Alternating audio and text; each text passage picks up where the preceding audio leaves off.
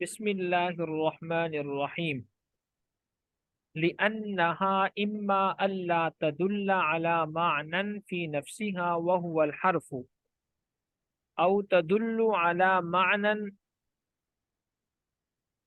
في نفسها ويقترن معناها بأحد الأزمنة الثلاثة وهو الفعل أو تدل على معنى في نفسها ولم يقترن معناها بأحد الأزمنة وهو الاسم۔ یہاں سے مصنف رحمت اللہ علیہ وجہ حشر بیان فرما رہے ہیں۔ وجہ حشر کہتے ہیں کہ ایک چیز کہتے ہیں آپ کہ اس کی 3 قسمیں مثال کے طور پر، یا آپ کہتے ہیں 4 قسمیں ہیں، تو اس کی دلیل کیا ہے آپ کے پاس کہ اس چیز کی 3 قسمیں ہیں، اس چیز کی 4 قسمیں ہیں؟ تو اس دلیل کو کہتے ہیں وجہ حشر۔ یعنی جب آپ کسی بھی چیز کی تقسیم کرتے ہیں نا، مثال کے طور پر جیسے ہم نے تقسیم کی تھی کہ کلمہ کی 3 قسمیں، اسم، فعل، حرف، نہ تو 3 سے زیادہ ہے نہ 3 سے کم، تو اس پر دلیل کیا ہے آپ کے پاس؟ تو اس دلیل کو کہتے ہیں وجہ حشر۔ تو وجہ حشر کی آپ نے تعریف یاد رکھنے کی۔ وجہ حشر کس کو کہتے ہیں؟ کہ جب آپ کسی بھی چیز کی تقسیم کرتے ہیں تو اس تقسیم پر آپ کے پاس کیا دلیل ہے کہ اس چیز کی اتنی ہی قسمیں ہیں، نہ اس سے زیادہ ہے نہ اس سے کم ہے، اس کو کہتے ہیں وجہ حشر۔ لأنہا، یہاں سے مصنف رحمت اللہ علیہ وجہ حشر بیان فرماتے ہیں۔ مصنف رحمت اللہ علیہ فرماتے ہیں کہ لفظ 2 حال سے خالی نہیں، یا تو وہ اپنے معنی پر مستقل دلالت کرے گا یا نہیں کرے گا۔ اگر کلمہ اور لفظ اپنے معنی پر مستقل طور پہ دلالت نہیں کرتا، یعنی اس کا کوئی مستقل معنی نہیں ہے، تو پھر وہ حرف ہے۔ اور اگر وہ مستقل طور پر کسی معنی پر دلالت کرتا ہے، اس کا کوئی مستقل معنی ہے، تو پھر 2 حال سے خالی نہیں۔ 3 زمانوں میں سے کوئی زمانہ اس کے ساتھ ملا ہوا ہوگا یا نہیں ہوگا۔ اگر 3 زمانوں میں سے کوئی زمانہ اس کے ساتھ ملا ہوا نہ ہو تو اس میں، اور اگر ملا ہوا ہو تو یہ فعل ہے۔ تو یہ وجہ اثر ہے، اس کے علاوہ کلمے کی اور کوئی قسم بن نہیں سکتی۔ لِأَنَّهَا، اب یہاں سے آپ ترجمہ دیکھیں، لِأَنَّهَا سے یہ لام دیکھیں نا، یہ لام تعلیلیہ ہے۔ لام تعلیلیہ کا کیا مطلب؟ کہ یہاں سے وجہ بیان فرما رہے ہیں۔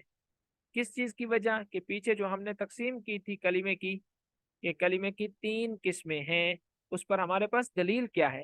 تو لام سے اس دلیل کی طرف اشارہ ہے۔ لِأَنَّهَا، اس لیے کہ وہ کلمہ، یہ جو ہا ضمیر ہے نا، لِأَنَّهَا، ہا ضمیر، یہ ہا ضمیر کلمے کی طرف لوٹ رہی ہے، اس لیے کہ بے شک، لام زیر لی کا ترجمہ اس لیے، انا کا ترجمہ بے شک، اور ہا ضمیر لوٹ رہی ہے کلمے کی طرف، تو ہا کا ترجمہ کیا کریں گے؟ کلمہ۔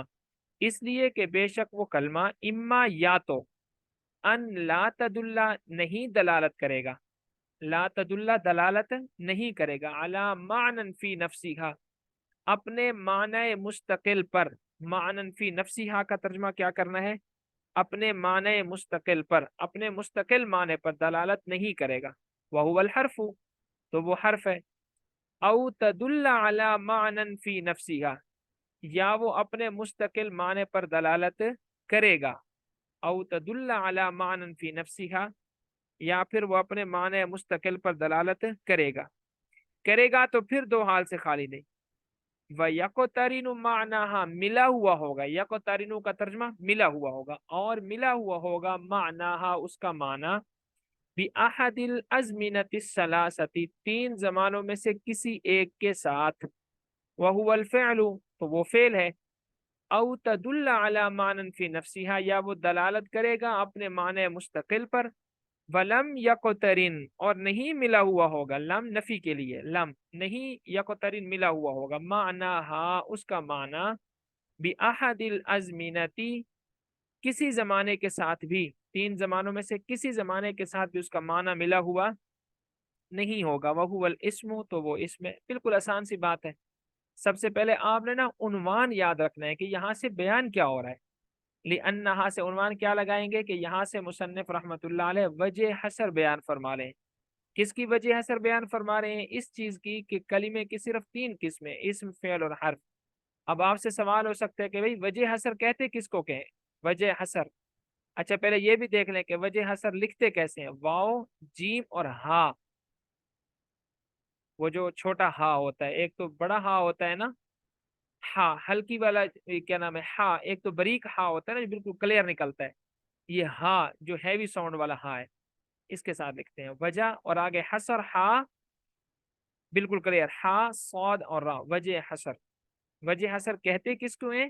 وجہ حسر کہتے ہیں کہ جب آپ کسی لفظ کی، کسی بھی چیز کی تقسیم کرتے ہیں تو آپ گویا دعویٰ کر رہے ہوتے ہیں اس بات کا کہ اس چیز کی اتنی ہی قسمیں ہیں، نہ اس سے زیادہ ہے نہ اس سے کم، تو اس پر دلیل جو ہوتی ہے اس کو وجہ حسر کہتے ہیں۔ لأنہا سے عنوان کیا لگائیں گے؟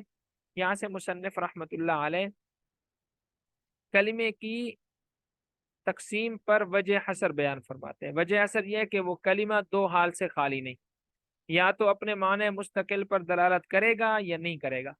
اگر معنی مستقل پر دلالت نہیں کرتا تو وہ حرف ہے، کیونکہ حرف آپ جانتے ہیں وہ مستقل معنی تو نہیں رکھتا نا اپنا، اس کا معنی اور الفاظ کے ساتھ مل کر پھر پورا بنتا ہے نا، نہیں تو اس کا معنی نہیں بنتا نا مکمل۔ اگر وہ مستقل اپنے معنی پر دلالت نہیں کرتا تو وہ حرف ہے، اور اگر وہ مستقل اپنے معنی پر دلالت کرتا ہے تو پھر دو حال سے خالی نہیں۔ تین زمانوں میں سے کوئی زمانہ اس کے ساتھ ملا ہوا ہوگا یا نہیں ہوگا۔ اگر تین زمانوں میں سے کوئی زمانہ اس کے ساتھ ملا ہوا ہے تو وہ فعل ہے، اور اگر تین زمانوں میں سے کوئی زمانہ اس کے ساتھ ملا ہوا نہیں ہے تو وہ اسم ہے۔ اب آگے چلے، فحد الاسمی، اب یہاں پر پھر عنوان لگانا ہے۔ یہاں سے مصنف رحمت اللہ علیہ اسم کی تعریف بیان فرما رہے ہیں۔ عنوان کیا لگے گا یہاں پر کہ یہاں سے مصنف رحمت اللہ علیہ اسم کی تعریف بیان فرما رہے ہیں۔ انه کلمۃ تدل على معنى في نفسها غیر مقترن باحد الازمنة الثلاثة، اعنی الماضی والحال والاستقبال كرجل وعلم۔ اب یہاں سے مصنف رحمت اللہ علیہ اسم کی تعریف بیان فرماتے ہیں کہ اسم وہ کلمہ ہے کہ جو اپنے معنی مستقل پر دلالت کرتا ہے، اور تین زمانوں میں سے یعنی ماضی، حال اور استقبال، ان تین زمانوں میں سے کوئی زمانہ بھی اس کے ساتھ ملا ہوا نہیں ہوتا۔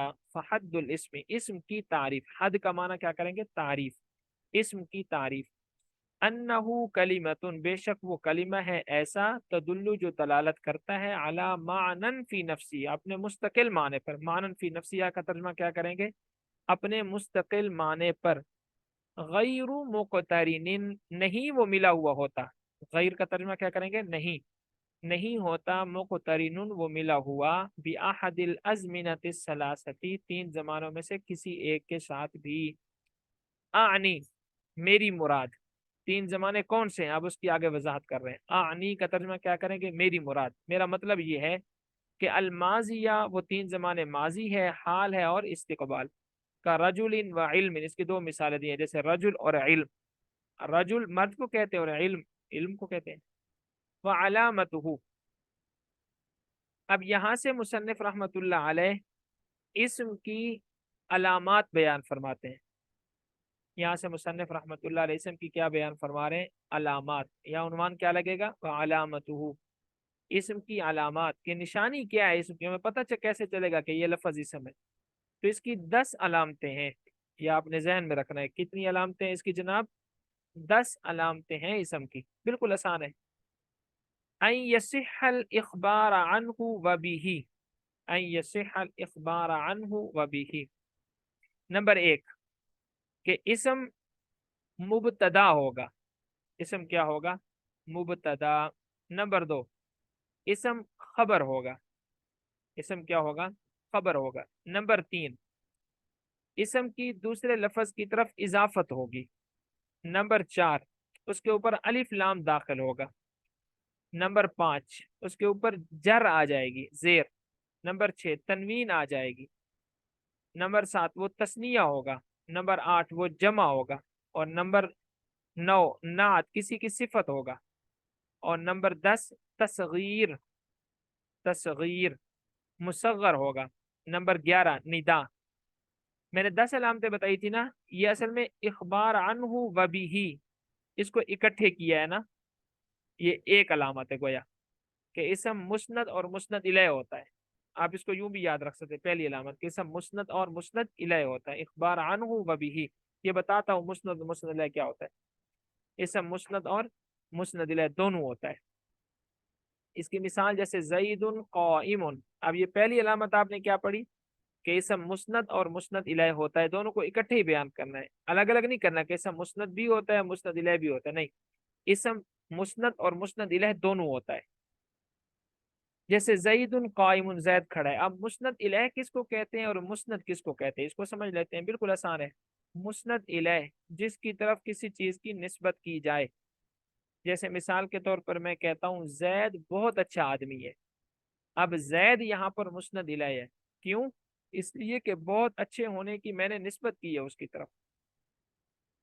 اور مسند کیا ہے؟ مسند وہ چیز ہے جس کی آپ نسبت کر رہے ہوتے ہیں، بہت اچھے ہونے کی نسبت آپ کس کی طرف کر رہے ہیں؟ زید کی طرف، تو بہت اچھا ہونا یہ مسند ہے۔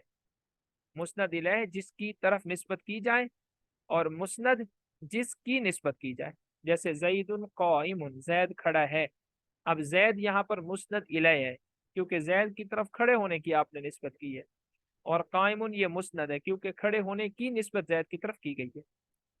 والاضافتی دوسری علامت کیا ہے کہ مضاف الیہ ہونا، اسم کی دوسری مضاف ہونا، مضاف الیہ نہیں بلکہ مضاف ہونا۔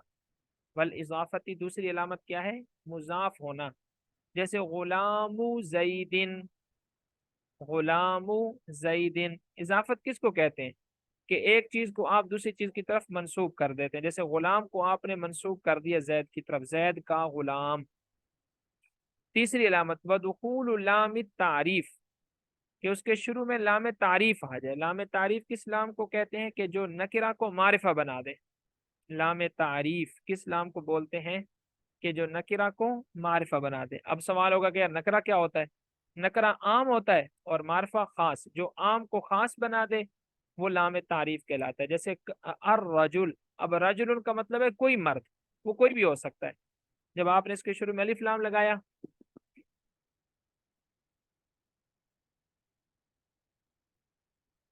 جب آپ اس کے شروع میں الف لام لگائیں گے، الرجل کا مطلب ہے خاص مرد، تو عام مرد کو آپ نے خاص کر دیا۔ والجری اسی طرح اسم کی علامت ہے اس کے آخر میں زیر آئے گی، ہمیشہ یہ اسم کے آخر میں ہی آتی ہے، فعل کے آخر میں زیر نہیں آتی۔ اسی طرح اس کی علامت ہے تنوین، یعنی دو زبر دو زیر دو پیش، یہ بھی اسم کی علامت ہے تنوین، جیسے دونوں کی مثال دی ہے بزیدن، اب دیکھیں آخر میں زیر ہے اور وہ زیر تنوین کے ساتھ ہے، تو یہ اسم کی علامت ہے۔ وہ تسنیہ ہے، اسی طرح اسم کی علامت ہے کہ وہ تسنیہ ہوگا، یعنی اس کے اندر دو والا معنی پایا جائے گا، دو مرد، دو مسلمان، دو مومن، دو بھائی، دو بہنیں، دو والا معنی اس کے اندر ہوگا۔ والجمعی اسی طرح اسم کی علامت ہے کہ وہ جمع کا لفظ ہوگا، جیسے تین مرد، تین عورتیں، تین بھائی، تین استاد، تین طالب علم، یا تین سے زیادہ۔ والنعت اسی طرح اسم کی علامت ہے کہ وہ صفت ہوگا، اسم کی علامت کیا ہے کہ وہ صفت ہوگا۔ والتصغیر اسی طرح اسم کی علامت ہے کہ وہ تصغیر ہوگی۔ تصغیر کس کو کہتے ہیں؟ اس کو آپ تھوڑا سمجھ لیں۔ تصغیر کہتے ہیں کہ کسی لفظ کو تھوڑا سا تبدیل کر دینا، اور وہ تبدیلی لفظوں کے اعتبار سے بھی ہوگی اور معنی کے اعتبار سے بھی ہوگی، یہ سمجھنا بھی ہے۔ لفظوں کے اعتبار سے تو تبدیلی یہ ہوتی ہے کہ آپ اس لفظ میں دوسرے حرف کے بعد یا کا اضافہ کر دیتے ہیں، اور یا سے پہلے جو حرف ہوتا ہے اس کے اوپر زبر لگا دیتے ہیں، جیسے مثال کے طور پر الرجل ایک لفظ ہے، آپ اس میں تبدیلی کرتے ہیں، یہاں دو حروف ہیں پہلے را اور جیم، الرجل میں کتنے حرف ہیں؟ دو، یہ دیکھ لیں نظر بھی آ رہا ہے آپ کے سامنے، الرجل، را جیم اور لام یہ تین حروف ہے نا، تو پہلے جو دو حروف ہے را اور جیم، اس کے بعد یا کا اضافہ کر دیں، اور یا سے پہلے جو ہے جیم ہے، اس جیم پر آپ زبر کا اضافہ کر دیں، تو رجلن سے کیا ہو جائے گا؟ رجیلن، یہ تو ہو گئی لفظوں میں تبدیلی۔ معنی میں کیا تبدیلی ہوگی؟ رجلن کا مرد تھا ایک کامل مرد، تو معنی میں تبدیلی یہ ہوگی کہ اس کے اندر کوتاہی والا معنی آ جائے گا، کمی والا معنی آ جائے گا، چھوٹا سا مرد یعنی چھوٹے قد والا۔ ٹھیک ہو گیا۔ اس کے پھر تین اوزان ہیں تصغیر کے، یہ بھی آپ نے یاد رکھنے کے اوزان کتنے ہیں تصغیر کے؟ تین، فعیل، فعیل، فعیل، فعیل اور فعیل، یہ تین اوزان ہیں تصغیر کے۔ جیسے اس کی مثال سمجھ لینا، رجیل فعیل کے وزن پر ہے، یا اسی طرح قریش فعیل کے وزن پر ہے۔ इसी तरह दूसरा लफ्ज है दुरैहिमुन, फुआइलुन, यानी दो दफा आइन आएगा, या सिर्फ एक दफा ही आएगा, फुआइलुन, फुआइलुन, दुरैहिमुन, छोटा सा दिरहम। तीसरा वजन है इसका फुआइलुन, यानी यहाँ या भी दो दफा और आइन भी दो दफा।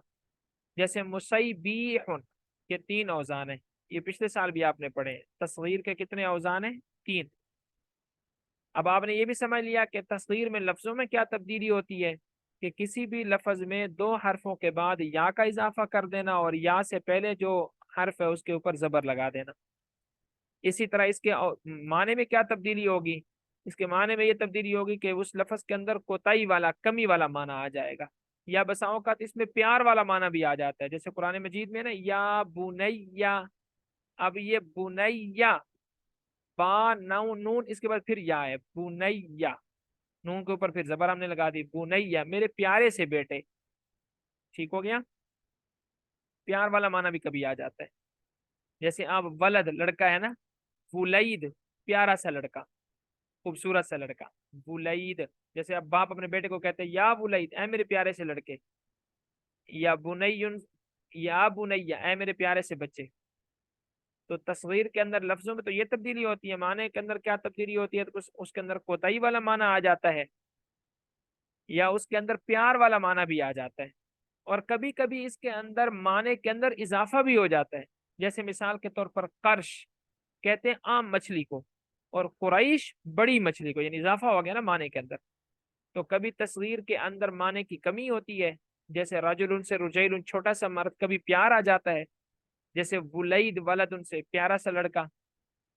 और कभी इसके अंदर इजाफा भी हो जाता है, जैसे कुरैश कर्शुन से बड़ी मछली को बोलते हैं। अच्छा जी, ये तस्वीर की भी आपको समझ में आ गई। निदा, इसी तरह इसम की अलामत यह है कि उसके अंदर निदा होगा। क्या मतलब?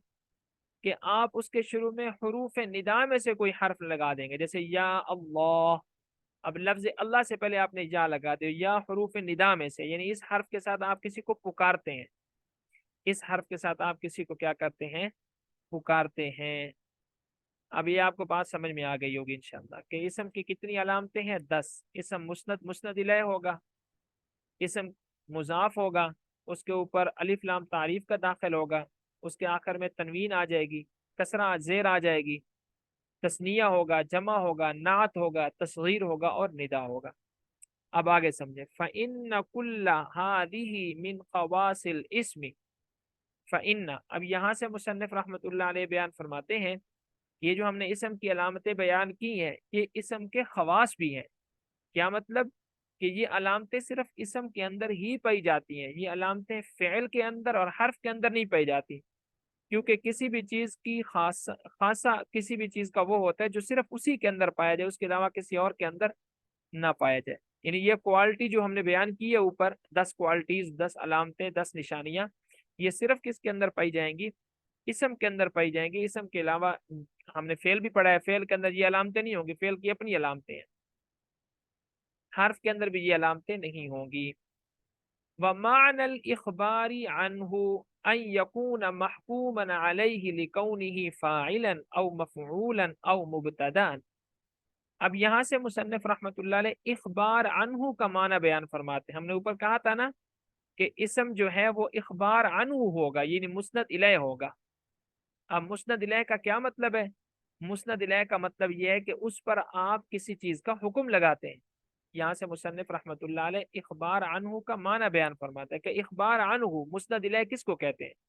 मुस्नद इलैह कहते हैं उस लफ्ज को कि जिस पर आप किसी चीज का हुक्म लगाएं। मिसाल के तौर पर एक इसम है, आप उस पर फाइल होने का हुक्म लगा देते हैं, या आप उस पर मफऊल होने का हुक्म लगा देते हैं, या आप उस पर मुब्तदा होने का हुक्म लगा देते हैं।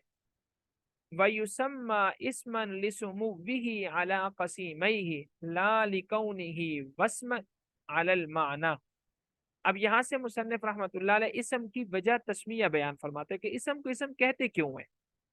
जैसे मिसाल के तौर पर इंसान को इंसान क्यों कहते हैं? कि इंसान का लफ्ज निसियान से निकला है, भूलने वाला। या इसी तरह बाज कहते हैं कि इंसान का लफ्ज उन्स से निकला है, उनसियत वाला, मानूस हो जाने वाला। इंसान मानूस हो जाता है, या इंसान भूलने वाला है, इसलिए इसको इंसान कहते हैं। तो इसम को इसम क्यों कहते हैं? تو فرماتے ہیں کہ اس کے اندر دو قول ہیں. ایک قول یہ ہے کہ بعض رات کہتے ہیں کہ اسم کا لفظ یہ سمو سے نکلا ہے. یہ کس سے نکلا ہے؟ سمو سے. اور سمو کا معنی ہوتا ہے بلند ہونا. تو اسم یہ حرف پر اور فعل پر بلند ہے. اسم اپنے حرف پر اور فعل پر کیا ہے؟ بلند ہے. وہ بلند کس طرح ہے کہ فعل جو ہے وہ زمانے کا محتاج ہے، اسم زمانے کا محتاج نہیں ہے. اسی طرح حرف جو ہے وہ دوسرے الفاظ کا محتاج ہوتا ہے اپنا معنی بیان کرنے میں. اسم محتاج اور الفاظ کا نہیں ہوتا. دوسرا قول یہ ہے کہ بعض رات کہتے ہیں کہ اسم کا لفظ یہ وسم سے نکلا ہے، اور وسم کا معنی ہوتا ہے علامت. تو اسم اپنے معنی پر علامت ہوتا ہے، اس لیے اس کو اسم کہتے ہیں. لیکن مصنف رحمۃ اللہ علیہ فرماتے ہیں کہ یہ بات ٹھیک نہیں ہے، اس لیے کہ اس اعتبار سے تو فعل بھی اپنے معنی پر علامت ہوتا ہے، اور اسی طرح حرف بھی اپنے معنی پر کیا ہوتا ہے؟ علامت ہوتا ہے. تو صحیح بات یہ ہے کہ اسم کا لفظ سمو سے نکلا ہے، بلند ہونا. تو اسم اپنے جو اس کے دو قسیم ہیں، جو اس کے مد مقابل ہیں، قسیم کا معنی مد مقابل، جو اس کے مد مقابل ہیں فعل اور حرف، ان دونوں سے بلند ہے. وہ بلند کس اعتبار سے ہے؟ اس اعتبار سے کہ اسم اپنا معنی بیان کرنے میں نہ تو زمانے کا محتاج ہوتا ہے، جبکہ فعل اپنا معنی بیان کرنے میں زمانے کا محتاج ہوتا ہے. اسی طرح اسم اپنا معنی بیان کرنے میں دوسرے کلمات کا محتاج بھی نہیں ہوتا، جبکہ حرف اپنا معنی بیان کرنے میں دوسرے کلمات کا محتاج ہوتا ہے. اور دوسرا قول کیا تھا کہ اسم کس سے نکلا ہے؟ وسم سے نکلا ہے. وسم کا معنی کیا ہوتا ہے؟ علامت. تو اسم اپنے معنی پر چونکہ علامت ہوتا ہے اس لیے اس کو اسم کہتے ہیں. لیکن یہ بات ٹھیک نہیں ہے. کیوں ٹھیک نہیں ہے؟ اس لیے کہ اس طرح تو ہر چیز اپنے معنی پر علامت ہوتی ہے. فعل بھی اپنے معنی پر علامت ہوتا ہے، پھر فعل کو بھی اسم ہی کہہ دو. حرف بھی اپنے معنی پر علامت ہوتا ہے، اس کو بھی پھر اسم کہہ دو. تو آج ہم یہاں تک کرتے ہیں. سب سے پہلے آپ نے کیا پڑھا ہے؟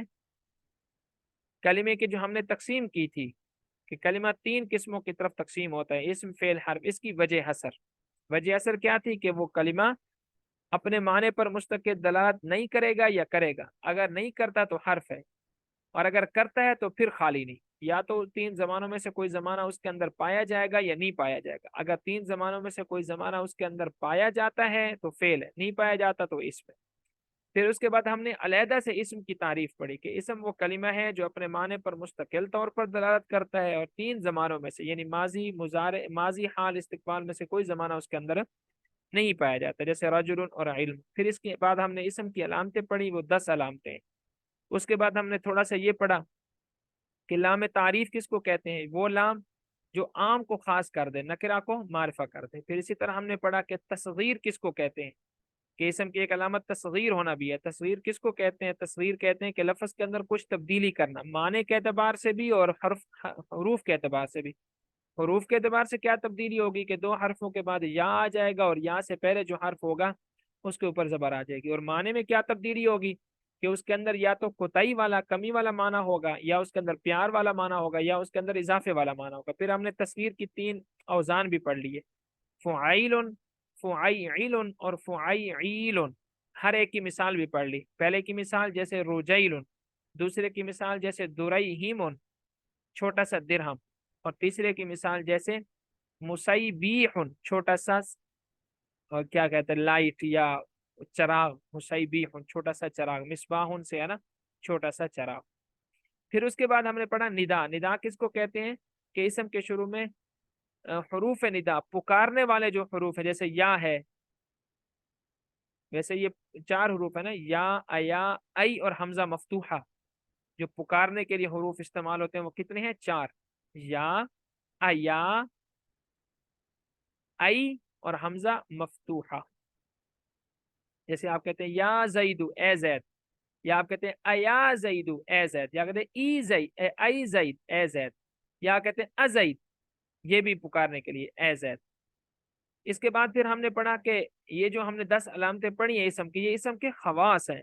خواص ہونے کا کیا مطلب کہ یہ علامتیں صرف اسم کے اندر ہی پائی جائیں گی، اسم کے علاوہ فعل کے اندر اور حرف کے اندر یہ علامتیں نہیں پائی جائیں گی. پھر اس کے بعد ہم نے پڑھا کہ اخبار عنہ کا کیا مطلب ہے، مسند الیہ کا کیا مطلب ہے. مسند الیہ کا مطلب یہ ہے کسی لفظ پر حکم لگانا، اس کو محکوم علیہ بنا دینا، اس پر حکم لگا دینا. تو اسم پر ہی حکم لگتا ہے، کبھی فاعل ہونے کا، کبھی مفعول ہونے کا، کبھی مبتدا ہونے کا. پھر ہم نے یہ پڑھا کہ اسم کو اسم کہتے کیوں ہے، اس کی وجہ تسمیہ کیا ہے، کہ اسم کا نام اسم کیوں رکھا گیا ہے. تو اس کے ہم نے دو कौल पढ़ लिए। एक कौल ये नहवियों का कि इसम सुमुवन से निकला है। सुमुव का माना होता है बुलंद होना, तो इसम अपने दोनों मद्दे मुकाबिल जो है उसके फेल और हर्फ उनसे बुलंद है। वो बुलंद किस तरह है? वो बुलंद इस तरह है कि इसम जो है वो अपने माने में मुस्तकिल होता है, ना उसको जमाने की जरूरत पड़ती है ना उसको दूसरे अल्फाज की जरूरत पड़ती है, जबकि फेल जमाने का मोहताज और हर्फ दोनों का मोहताज है। दोनों का नहीं बल्कि हर्फ जो है वो दूसरे अल्फाज का मोहताज है। दूसरा कौल यह है कि इसम ये विस्मुन से, और विस्मुन का माना होता है अलामत, लेकिन मुसन्निफ रहमतुल्लाह अलैह फरमाते हैं कि ये बात ठीक नहीं है, क्योंकि अलामत तो फेल भी अपने माने पर होता है और इसी तरह हर्फ भी अपने माने पर होता है। अब एक दफा थोड़ा सा यहाँ से तर्जमा देख लें। फहद्दुल इस्मी, यहाँ से फहद्दुल इस्मी, इस्म की तारीफ ये है, अन्नहु कलिमतुन, ऐसा कलिमा तदुल्लु जो दलालत करे, अला मानन फी नफ्सिहा, अपने मुस्तकिल माने पर, गैर मुक़तरिन, मिला हुआ ना हो, बि अहदिल अज़मिनति सलासती, तीन जमानों में से किसी जमाने से, आनी मेरी मुराद माजी हाल और इस्तिकबाल है, का रजुलिन व इल्मिन, जिस तरह के रजुल का लफ्ज़ और इल्म का लफ्ज़।